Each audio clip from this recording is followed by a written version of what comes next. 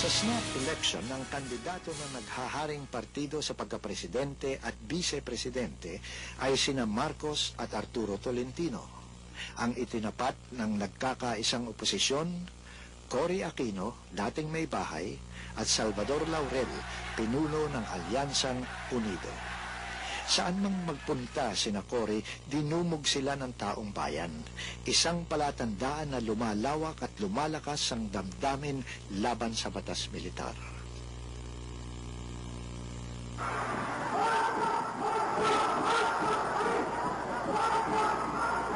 Inilabas ng rehimen ang lahat ng alam nitong maruruming taktikang pang-eleksyon. Pandarahas at pandaraya, guns, wounds, and gold.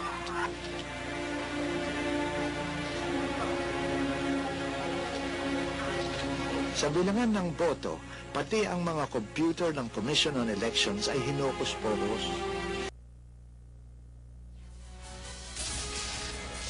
That was a portion of the documentary Batas Militar, showing this campaign for the snap election in 1986.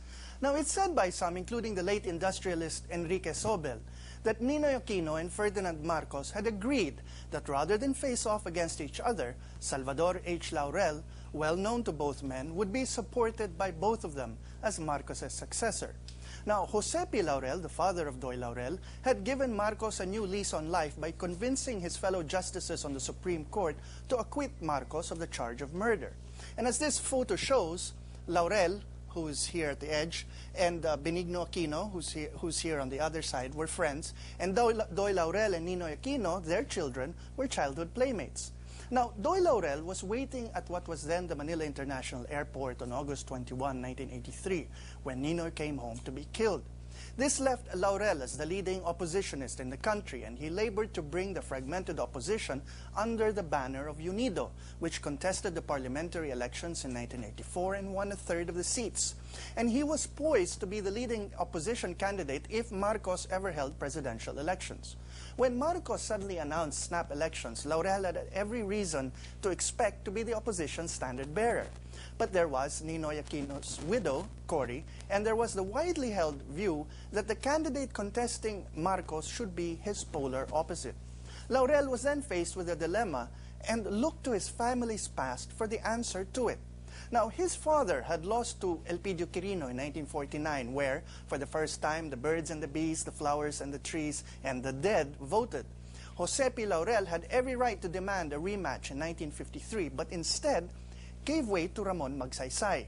And so Laurel, looking to his father's example, accepted second place. He agreed to run for the vice presidency under only one condition, that Cory run as the candidate of Unido, the united opposition. She agreed. In 1987, the new constitution formally restored the vice presidency, making it separately elected, as was the case from 1935 to 1972. And once again, presidents faced a dilemma as old as the Garcia-Macapagal mismatch in 1957. President Ramos and Vice President Estrada came from different parties, though Ramos avoided Garcia's and Aquino's mistakes by giving Estrada a job as a crime fighter. Estrada and Arroyo, too, came from different parties, and Estrada was careful to show Arroyo every official courtesy, including her cabinet portfolio of choice, the Department of Trade and Industry, until the fateful split between the two in 2000 to 2001.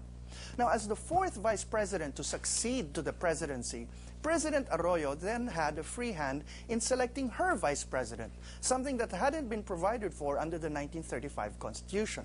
She selected, and Congress approved, Teofisto Gingona Jr., the second vice president from Mindanao, as her VP, but their relationship proved a rocky one.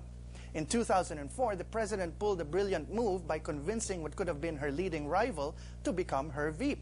Manuel Noli de Castro, unlike Gingona, Laurel, Pelaez, or Macapagal, has proven a dutiful and supportive vice president in the mold of Osmeña, quietly doing his work and refusing to intrigue against his president. Now, you've seen this Philippines Free Press editorial cartoon before, showing Doy Laurel keeping his fingers crossed with the succession of his predecessors to the presidency in mind. Now, when People Power took place, Laurel was sworn in as vice president. but he was also named Prime Minister under the 1973 Constitution. Furthermore, he was named Minister of Foreign Affairs in fulfillment of a tradition as old as the Vice Presidency itself. Recall that from Part 1 that the Vice President can, optionally, be given a cabinet post. Since most of the time Vice Presidents and Presidents belonged to the same party, the tradition was established that the Vice President would be given the most important cabinet post in terms of protocol. Under the Commonwealth, following the practice under the American Governors General, the most important cabinet post was Secretary of Public Instruction, what we now know as Secretary of Education. This is the portfolio that Osmeña held. In 1946, the most important cabinet portfolio became Secretary of Foreign Affairs. This was held by Quirino under Rojas, by Pelaez under Macapagal, by Laurel under Aquino, and Gingona under Arroyo.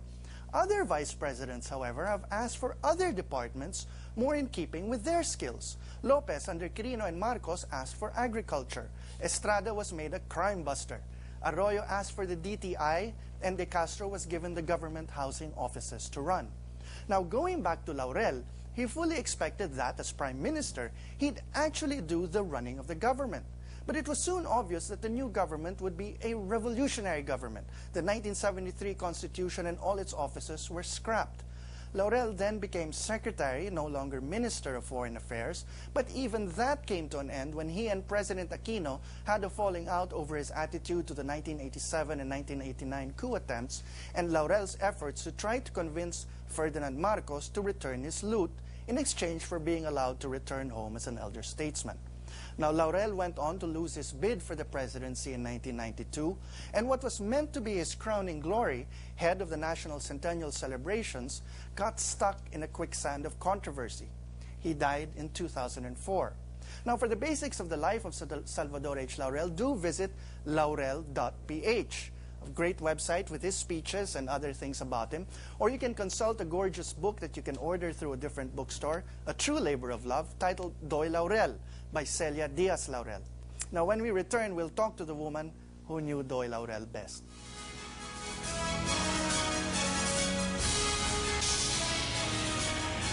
Books featured by The Explainer are available on shelves or on order at a different bookstore. Joining us tonight is Celia Diaz Laurel. Now, Mrs. Laurel, let me ask you first of all, there are several controversies that surround your husband's period as vice president. The first is, what really was their agreement going into the new government in 86? Well, for one thing, I would like to bring you back in time. My husband was the leader of the opposition at the time, the lone leader, and as a matter of fact, he was proclaimed the official candidate of the opposition. The Unido was the party at the time until Cory came.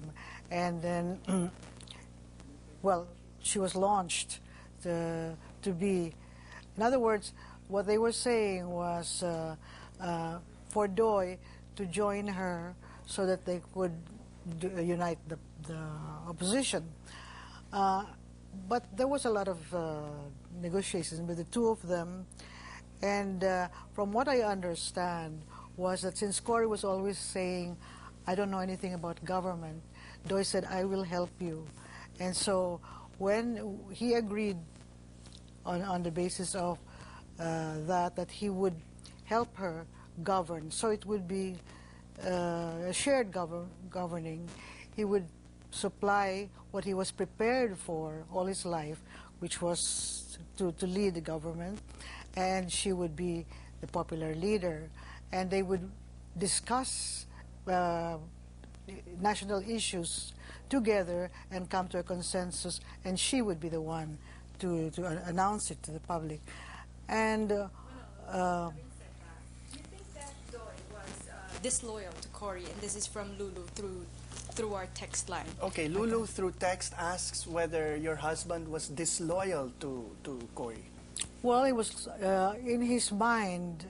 There was an agreement between them, and she did not follow the agreement, and so he acted accordingly. Because for him, all his life, my husband was a servant, a public servant, and he had ideas of how to govern, which was completely discarded.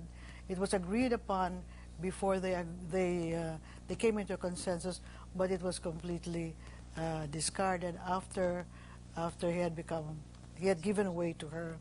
So I don't think. Yeah, I'm sorry. When he was experiencing these frustrations, after all, the power was completely the president's in terms of what jobs she would give your husband as vice president. During that time, did he ever voice out any opinions to you on, No. what the job